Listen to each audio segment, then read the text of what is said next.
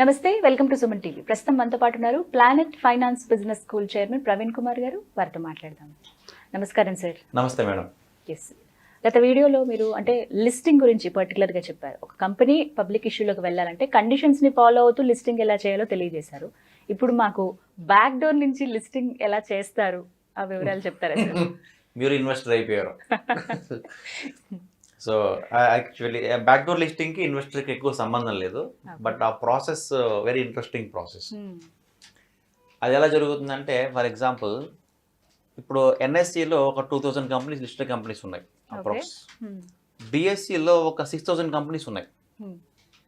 ఆ బ్యాలెన్స్ 4000 కంపెనీస్లో ఒక 1000 కంపెనీస్ మంచివి, అంటే వాళ్ళకి ఫండమెంటల్స్ ఉండి ప్రాఫిటబిలిటీ ఉండేది మంచి కంపెనీలు. ఇంకొక 2000-2500 కంపెనీస్ అనేవి అసలు కంపెనీ బోర్డే ఉండదు.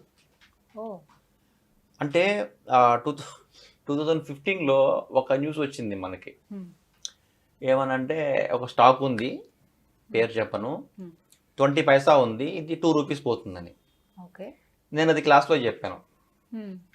ఒక్కొక్కడు 1,00,000 షేర్లు, 2,00,000 షేర్లు, 3,00,000 షేర్లు, అందరూ ఇంక్లూడింగ్ మీ. నేను ఒక 8 lakh షేర్స్ టక్క టక్క టక్క ఉన్నాం అన్నమాట. అది 20 నుంచి టక్క టక్క టక్క మని 38 పైసా పోయింది. అంటే ఆల్మోస్ట్ డబుల్ అయిపోయినట్టే. ఎవడు అమ్మట్లేదు. ఎందుకు అమ్మాలి సార్, మీరు చెప్పారు కదా 2 రూపీస్ దాకా పోతుందని. మేము 1.5 అమ్ముతాం, 2 రూపీస్కి అమ్ముతాం, 2 రూపీస్కి అమ్ముతాం అని చెప్పి అందరూ కూడా పిచ్చి హ్యాపీ అయిపోయారు స్టూడెంట్స్. నేను కూడా హ్యాపీ అయిపోయా.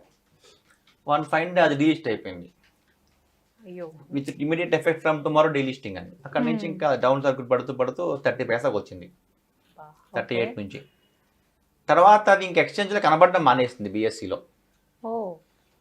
ఓకే, అప్పుడు మన వాళ్ళు ఏం చేశారు, ఔత్సాహికులు స్టూడెంట్స్, అసలు ఈ కంపెనీ ఉందారా అని ఎదగడం మొదలెడితే ఆ కంపెనీ కూకట్పల్లిలోనే ఉంది. అది ఎక్కడ కూకట్పల్లిలో ఉంది. ఒక స్టూడెంట్ అక్కడికి పోయాడు.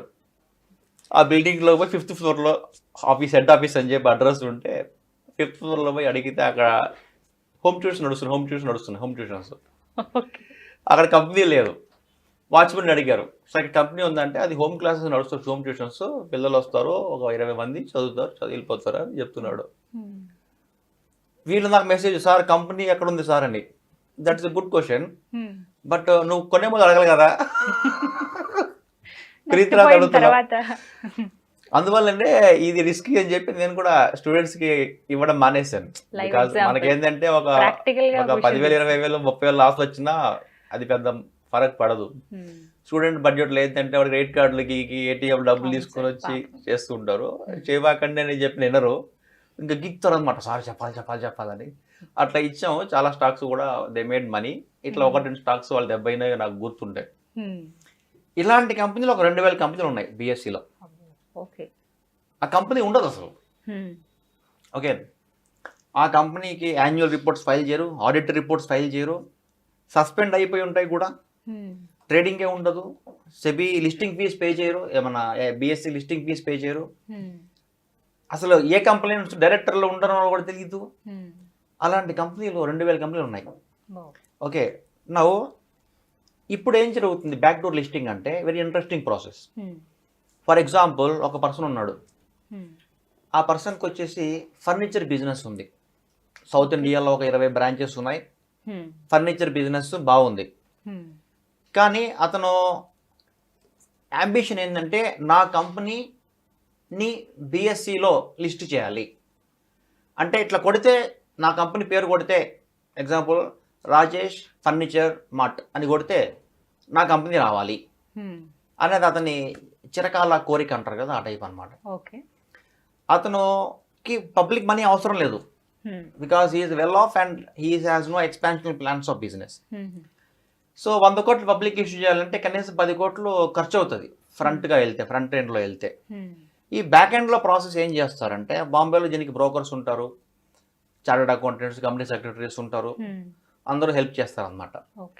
డీలిస్ట్ అయిపోయిన కంపెనీ ఏదైతే ఉందో ఆ కంపెనీ ప్రమోటర్స్కి ఫోన్ చేస్తారు.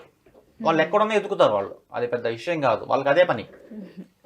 వాళ్ళు ఆర్ఓసి రిజిస్టర్లు తీసుకొని కంపెనీ హెడ్ ఆఫీస్కి వెళ్ళి వాళ్ళు ప్రమోటర్స్ పట్టుకొని వాళ్ళకి ఆ కంపెనీ ఒక 10 lakh షేర్స్ ఉన్నాయనుకోండి, అది zero value, absolutely zero value. ఈ రాజేష్ మార్ట్ ఓనర్ ఎవరైతే ఉన్నారో ఇతనికి ఆయన్ని పరిచయం చేస్తారు. బాబు, నీ కంపెనీ డైరెక్టర్ నువ్వు, చైర్మన్ ఎండి నువ్వు, నీ కంపెనీ వేస్ట్, కానీ నీ కంపెనీకి లిస్టింగ్ పర్మిషన్ ఉంది. కాబట్టి మనం ఏం చేద్దామంటే నీ కంపెనీలో ఏ షేర్లు అయితే ఉన్నాయో అది మొత్తము రాజేష్ గారికి ట్రాన్స్ఫర్ చేసేయి. ఇతని దగ్గర నీకు ఒక 10 lakhs డబ్బులు ఇప్పిస్తాను. ఇప్పుడు చచ్చినోడిపల్లికి వచ్చింది లాభం అన్నట్టు, అది పోయిన కంపెనీకి 10 లక్షలు వచ్చాయంటాడు, హ్యాపీ కదా. మొత్తం షేర్లు 10 lakh షేర్స్ అతని దగ్గర ఉన్న షేర్లు, ఫ్రెండ్స్ దగ్గర ఉన్నవి మొత్తము ఈ రాజేష్కి ట్రాన్స్ఫర్ చేసేస్తాడు, ఈ రాజేష్ మార్ట్ ఫర్నిచర్ మార్ట్ ఓనర్కి. ఎప్పుడైతే ఈ షేర్లు నీకు వచ్చేస్తాయో ఇతనే ఎండి అయిపోతాడు ఆ కంపెనీకి. ఎండి, సిఇఓ, చైర్మన్ అని ఇతనే అయిపోతాడు. తర్వాత వాళ్ళు ఎగ్జిట్ అయిపోతారు ఆ కంపెనీ బోర్డులో నుంచి, ఎవరైతే అమ్మేశారో వాళ్ళు. ఆ కంపెనీ హెడ్ ఆఫీస్ రాజస్థాన్లో ఉందనుకుందాం, ఇతనేమో హైదరాబాద్లో furniture mart. So Rajasthan head office ఉండే కంపెనీ హెడ్ ఆఫీస్ని మార్చేస్తారు హైదరాబాద్కి. అది పెద్ద విషయం కాదు, 1 week 10 days అయిపోతుంది. హెడ్ ఆఫీస్ మార్చేస్తారు హైదరాబాద్కి. సో ఆ కంపెనీ పేరు for example some Agarwals something ఏదో ఉందనుకుందాం రాజస్థాన్ పేర్లు, అది తీసేసి రాజేష్ ఫర్నిచర్ మార్ట్ లిమిటెడ్ అని పేరు మారుస్తారు. కంపెనీ పేరు మార్చేయచ్చు, అడ్రస్ మార్చేయచ్చు, డైరెక్టర్లు మార్చేయచ్చు, అన్ని మార్చేయచ్చు. ఇట్లా పేరు మార్చేశారు, ఆ అడ్రస్ మార్చేశారు. మరి ఈ కంపెనీ బిజినెస్ ఏం లేదు కదా. ఏ ఫర్నిచర్ బిజినెస్ ఏదైతే ఉందో విత్ 30-40 షోరూమ్స్, ఆ బిజినెస్ని ఇండివిజువల్ పేరులో ఉంది రాజేష్ పేరుతో, ఆ బిజినెస్ని మొత్తం ఈ కంపెనీకి ట్రాన్స్ఫర్ చేస్తాడు ఆయన. అంటే ఇప్పుడు నాకైతే ఒక బిజినెస్ ఉందనుకుందాం, దీన్ని ఎవరికైనా అమ్మేసేయచ్చు. మనం చూస్తున్నాం హెరిటేజ్ ఫుడ్స్ బిజినెస్ అమ్మేసింది ఫ్యూచర్ రిటైల్ అని, అట్లా ఆ హోల్ బిజినెస్ని అమ్మేస్తాడు. మరి అమ్మేసినప్పుడు కంపెనీ పే చేయాలి కదా అతనికి. కంపెనీ ఎక్స్ట్రా షేర్లు ఇస్తుంది. అంటే అతని దగ్గర 10 లక్షల షేర్లు ఉన్నాయి, కంపెనీ మొత్తం షేర్ క్యాపిటల్ 10 లక్షలే, ఇంకొక 100 కోట్ల షేర్లు ఇష్యూ చేస్తుంది, అవి ఆయన దగ్గరే ఉంటాయి. That makes no difference for him. అంటే ఇప్పుడు కంపెనీ ఎండి ఆయనే, head office Hyderabad, name change చేసేసారు. నేమ్ ఏమైంది, రాజేష్ ఫర్నిచర్ మార్ట్ లిమిటెడ్ అయిపోయింది. ఇప్పుడు ఇది చచ్చిపోయిన శవమే, దీనికి ఊపిరి పోయాలి బిఎస్సిలో. అంటే దీనికి ఆక్సిజన్ ఇవ్వాలి. బిఎస్సిలో ఏమైతే కంప్లై చేయలేదో, లిస్టింగ్ అగ్రిమెంట్స్ చేసి ఉండరు, లిస్టింగ్ ఫీజ్ పే చేసి ఉండరు, రిజిస్టర్ ఆర్ఓసి ఫైలింగ్స్ చేసి ఉండరు, తర్వాత యాన్యువల్ రిపోర్ట్స్ ఫైల్ చేసి ఉండరు, ఆడిటర్స్ రిపోర్ట్స్ ఫైల్ చేసి ఉండరు. వీటన్నిటికీ ఒకరిని అపాయింట్ చేసుకుంటారు, కంపెనీ సెక్రటరీస్ దొరుకుతారు. వాళ్ళని పిలిచి, బాబు ఈ కంపెనీ లిస్టింగ్ లైసెన్స్ ఉంది, కానీ ఇది as per the listing agreement అన్ని డిఫాల్ట్ అయి ఉంది అని చెప్పి ఏవైతే కంప్లైంట్స్ నాన్ కంప్లైంట్స్ ఉన్నాయో అది మొత్తం లిస్ట్ రాసుకొని వచ్చి వాటిని ఒక 3-4 months కంప్లైంట్స్ కూర్చొని చేసేస్తారు. అప్పుడు ఆ కంపెనీకి మళ్ళీ జీవం వస్తుంది. ఏ పేరుతో, రాజేష్ ఫర్నిచర్ మార్ట్ పేరుతో. ఈ కంపెనీ మళ్ళీ ట్రేడింగ్ స్టార్ట్ అవుతుంది, స్టాక్ మార్కెట్లో మనం చూస్తున్నాం కదా, ట్రేడింగ్ స్టార్ట్ అవుతుంది. అంటే ఒక పనికి మాదిన ఒక షెల్ కంపెనీని పట్టుకొచ్చి దాన్ని ఈ బిజినెస్ని జోడీ చేసి లిస్టింగ్ చేస్తారు. ఇందులో పబ్లిక్ ఇన్వాల్వ్మెంటే లేదు, అసలు పబ్లిక్కి తెలియదు. కానీ అది లిస్టింగ్ అయిన తర్వాత ఇంకా కంపెనీ బాగుంది, ఈ రాజేష్ బిజినెస్ బాగుంది అనుకుంటే దీనికి డిమాండ్ సప్లైని బట్టి కంపెనీ ప్రైస్ లాంగ్ టర్మ్లో పెరుగుతుంది. ఇట్లా చాలా కంపెనీలు, అట్లీస్ట్ మనం 30 కంపెనీలు పబ్లిక్ ఇష్యూకి వస్తే ఇయర్లీ, ఇట్లా చచ్చిపోయిన కంపెనీలని ఒక 100-150 కంపెనీలు మళ్ళీ ప్రాణం పోసుకుంటాయి. అది మనం కనిపెట్టలేమా సార్? ఇది మనం బాంబేలో ఉంటే కనిపెట్టవచ్చు, లేదా ఆ కంపెనీస్ 1000 కంపెనీలు లిస్ట్ తీసుకొని ట్రేడింగ్ వాల్యూమ్స్ ఎలా ఉన్నాయంటే చేసుకోవచ్చు. 1000 కంపెనీలు చూడడం ఇంపాసిబుల్. మహా అయితే మనం 20-30 కంపెనీలు ట్రాక్ చేయగలం, అంతకుమించి ఎక్కువ ట్రాక్ చేయలేం. సో ఇలాగా బ్యాక్ డోర్ లిస్టింగ్ చేస్తారు. ఇది technically speaking there is no problem here. ఇది everything properly as per the law, there is no default, there is no problem here. But this is another way of listing the company without going for public. ఇదన్నమాట. దీన్ని back door listing అంటుంటారు. Without complying with the SEBI guidelines, you can do.